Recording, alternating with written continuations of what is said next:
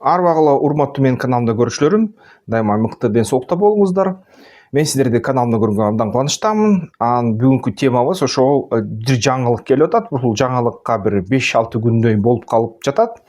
Бул деген ошо Украинанын куралдуу күчтөрү 201-202 чарчы километр басып алды, кайтарып алды дейт ошо Запорожнядан, ошондой аймагынан. Кичине бул маалыматты текшерсек, чын эле ошо февраль айында 2026 жылы ошо Украинанын куралдуу күчтөрү 201 километр квадрат бошотуптур деп айтып жатышат. Бул баягы эл аралык согушту изилдөөчү институттун маалыматы боюнча. Жана муну эң негизгиси 11-инен жана 15-ине чейин жасады дейт. Ушул убакыттын аралыгында жасады дейт. Буга көп көмөктү, жардамды Илон Маск баягы Starlink'ти, Орусиянын Starlink'терин аныктап, башка өлкөлөр аркылуу киргизилип, башка өлкөлөргө катталып, анын ичинде биздин да мамлекетибизге ошо атайын тизмесин түзгөнгө украиндиктер жардам берип, аны өчүрүп салган болчу. Өчүрүп салганда аябай катуу ошо орусиялык телеграмдарда ошо атайын согушту мындай толугу менен сүрөттөп берген, боюнча маалыматты берген согуш корреспонденттерден ушундай көп маалыматтар келди. Ошол нерсе бизге аябай чоң зыян тийгизип атат. Илон Маск аябай тилдешти, урушушту. Жана Франс 24 деген басылмада да жазылып чыкты ал нерсе. AFP, Телеграф, жана Зеркало недели, УНН жана ошо украиналык каналдарда ошо боюнча көп аябай маалымат чыкты. Көбүнчө ошо Гуляй поле тарабын бошотушту. Аякта Гайчур же Янчур деген ушундай суунун жээгин бошотушту деп айтылып жатышат. Аяктан локалдык ушу контратакаларды өткөрдү Украинанын куралдуу күчтөрү. Жана Алексеевка, Аристополь, Вишнево, Егоровка, Первомайская, Злагода, Рыбная деген айылдарды, кыштактарды кайтарышты дейт хутарларды. Бул эң чоң ушундай ийгилик Украинаныкы. Акыркы 2 жылдын ичинде 23 жылдан баштап контратакадан бери да.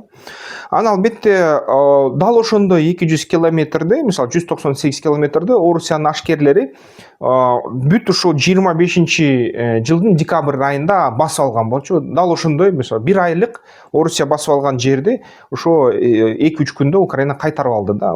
Уландыгы укмуш болду. Анын эң негизгиси ушу эмнеге ошондой ийгилик болду? Анткени Starlink'ти аскерлер, Орусиянын аскерлери көрбөй калды. Starlink'сиз ушу бүт чалгындоо маалыматтарды. Ошону пайдаланып украиналыктар куурчап, артынан кирип, кыйгачынан кирип, ушинтип бүт окопторду, позицияларды куурчап алышты дагы, анан аркасынан согушту ошо окоптордо отурган Орусиянын аскерлери. Ушинтип анан албетте координация бузулгандан кийин, логистика бузулгандан кийин, байланыш үзүлгөндөн кийин албетте орусиялыктар ошо көрө албай калды кандай кирип атышканын украиндиктердин. Жана ушул нерсе жардам берди десек болот да. Албетте бул деген эмнени билдирет? Илон Маск түзмө-түз согушка таасир кылып койду да. Мисалы үчүн биздин мамлекетте да кээ бир маалыматтар боюнча ошо дал бизде конфликт болуп атканда 2022 жылы бизде да окшош мындай абал болгон. Байланыш кичине маселе болгон, дрондордун аздыгы да маселе болгон. Мисалы үчүн бир жерден ошондой бута кетип баратат деп буйрук бергенде, ал бутага сокку ургуча кээ бир учурда 24 минутага чейин кетип калчу. 24 минуттан ичинде бута өзүнүн ортан жылып кетчү да. Албетте жылып кеткенден кийин аны дрон келип туруп аңдый баштаганда көрбөй калышы да ыктымал болчу да. Ошондой нерсе болгон, бирок ийгиликтүү атакалар болгон, мисалы үчүн бизде. Албетте дал ошондой эле, мисалы үчүн эгерде байланыш үзүлсө, чалгындоо кечиксе, бул деген албетте ушундай нерселерге алып келет экен да согуш майданында. Бул биздин да мисалы үчүн аскерлерге сабак болуш керек. Үйрөнүш керек. Азыркы күнү мурункудай баягы маалымат кетип, генерал ойлонуп, буйрук бергиче бир нече 15 минутадай, 20 минутадай өтүп кеткенге убакыт жок. Заманбап согушта онлайн азыркы учурда эмне болуп атат деген маалымат керек. Көп учурда ошол маалыматты туура чайнап, майдалап, туура чечимге даярдаш үчүн ошол жасалма интеллект колдонушат украиндиктер да, орустар да колдонушат да. Ошону үйрөнүш керек. түшүнүш керек да. Бул албетте факт деп эсептесек болот. Бирок эгерде жалпысынан согуштун үстүнөн карасак, ким жеңип атат, ким жеңилип атат. Ошо февралдын ортосуна, ошо акыркы февралдын экинчи жарымы келе атат, 26 жылдын. Ошо эл аралык согуш изилдөө институтунун маалыматы боюнча, Франс 24-түн маалыматы боюнча, AFP Russia Matrix деген бар, анан Deep State Map деген ошо маалыматтар, булактардын бергени боюнча Орусия 19,5 Украинанын территориясына көзөмөлгө алып жатат бүгүнкү күнү. Анын ичинде Крым да жарым аралы, анын ичинде ошо Донбасс, Луганск 2014 жылдан баштап. Албетте бул деген 116 миң же 116.300 чарчы километр түзөт жалпысынан. Албетте Украинанын жалпы территориясын ага салыштырсак, келиштирсек, Украинада мисалы үчүн жалпы территориясы 603.700 чарчы километр да, жалпысынан алганда.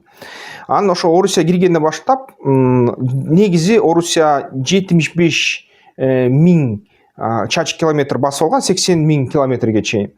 Албетте украиналык контр чабуулдун аркасы менен дагы чоң жерлерди бошоткон украиндиктер, Харьков, Херсон ошо аймактарын. Аяктан бирок ошо бошоткондон кийин гана дагы эсептесек, жалпы Орусия бүгүнкү күнү 116-117 миң чарчы километр басып алып жатат, көзөмөл жасап жатат да.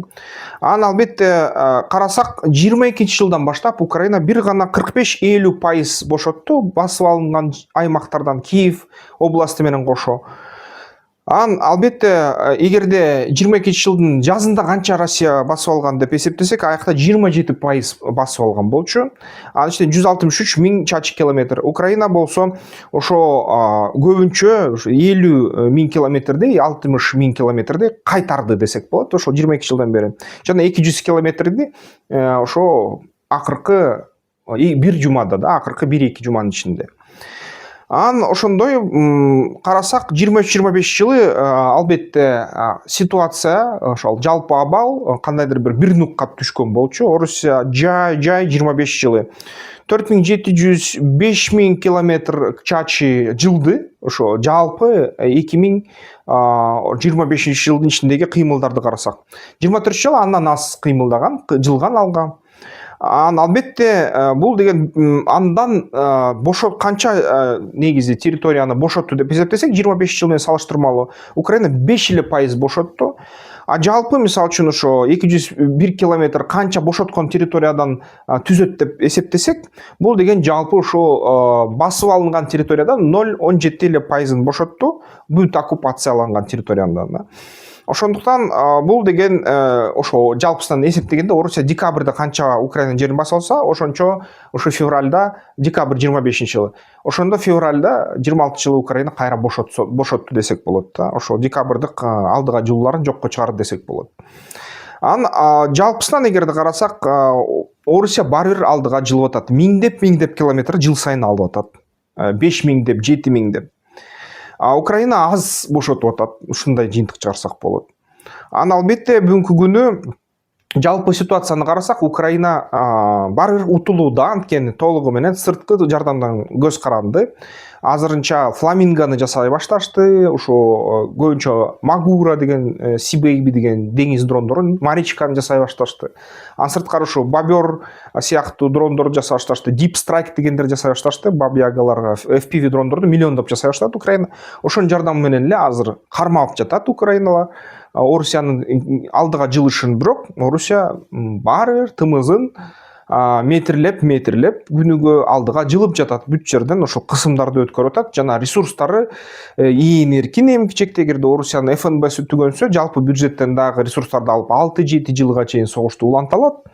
Албетте ошо санкциялар зыян тийгизип атат, бирок системалык түрдө бир жылда сындыруучудай зыян жок. Ошон үчүн Орусия дагы эле жакшы позицияда десек болот да. Орусия Украинаны жеңип атат. Украина эгерде толугу менен сырттан жардамга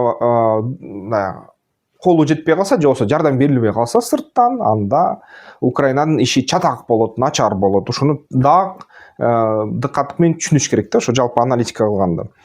Ошондуктан кантип ушул Орусия өзүнүн согушун токтотот же талап кылган жерлерин алып басып алат, басып алган жерлерин өзүнө өткөрөт, Украинаны бериш керек болуп калат, ошону менен согуш токтойт азыркы прогноздор. Же болбосо мисалы үчүн Орусия менен батыш өлкөлөр кандайдыр бир тирешүүгө келип туруп, батыш өлкөлөр ядердик куралды баягы ортого салып, бири-бирин коркутуп, үркүтүп, анан гана Орусияны артка түртө алышат да. Бирок Украина жалгыз бул жерден утчуда эмес. Бир гана ушу баатырлыгына баа бериш керек, Украина карманып атат. Тез эле бир арада жеңилип кетпей, жеңилсе дагы жай жеңилип атат, баягы күрөшүп атат. Бирок эли чарчады. Мен ошо сүйлөшкөн, мисалы үчүн Украинадан тааныштардан сурасак эле, ошо биздин эле үйгө эки жолу, эки сыйра ошо Орусиянын дрону тийди дейт, акыркы 2 күндүн ичинде. Баягы Михаил Кацин менен ошо Daily Europe Online деген ошо берилмеде, ошо подкастында, интервьюсунда катышсам, ошо айтып атат да, интервью ортосунда. Анан албетте Орусия болсо аяктагы тааныштар айтып атат, биз дагы эле сезе элекпиз дейт согушту. Албетте бизнестер жабылып атат, көчүп атат, бизнесмендер коркуп атат дейт, ошо батыш менен чоң тирешүү болот окшойт деп өзүнөн өзү эле коркуп ушундай эле качып атышат дейт Орусиядан. Көбүнчөсү ошо кыргыз мамлекетибизге да келип жатышат бияка. Алар менен да баарлашып атабыз, сүйлөшүп атабыз. Бирок жалпысынан ошо мисалы үчүн мамлекеттик кызматта иштеген орустар тааныштарым айтып атат, бизде анчалык баягы сынуу боло элек дейт, экономика албетте баалар кымбатат. Албетте кичине бизнес жасаганга кыйыныраак, салыктар чоңойтулду дейт, бирок биз деген анчалык деле өзгөрүү сезбей атабыз дейт. Ошондой эле кофе ичип атабыз дейт, ошондой эле тууган тушкандар менен жолугуп, достор менен, тааныштар менен шаң шөкөттөрдү өткөрүп атабыз дейт. Сезе элекпиз дейт да, жеңилип атканыбызды сезген жокпуз, демек биз мындай жеңип жатабыз баары бир. Канчалык Украина баатырлыкты көрсөтпөсө дагы баары бир ушундай болуп атат деп айтып атышат да. Ошон үчүн эгерде чын эле НАТО же башка батыш өлкөлөрбү же чыгыш өлкөлөрбү же түштүк өлкөлөрбү эгерде Орусияга ядролук куралды ортого салып туруп сөз курбаса, сүйлөшүүлөр жүргүзбөсө, согуш токтобоз, Украина жеңе элек да. Орусия да жеңе элек, бирок Украинанын абалы чатак баары. Ошондой туугандар, ошондой акыркы күндөрдө жаңылык болду. Сиздер менен Искендер Шаршеев, саясаттануучу жана ошо экономист болду. Сиздер комментарийге пикириңиздерди жазыңыздар, кандай болуп атат. Оюңар мурдакыдан өзгөрдү, ошондо жазсаңар мага аябай кызыктуу.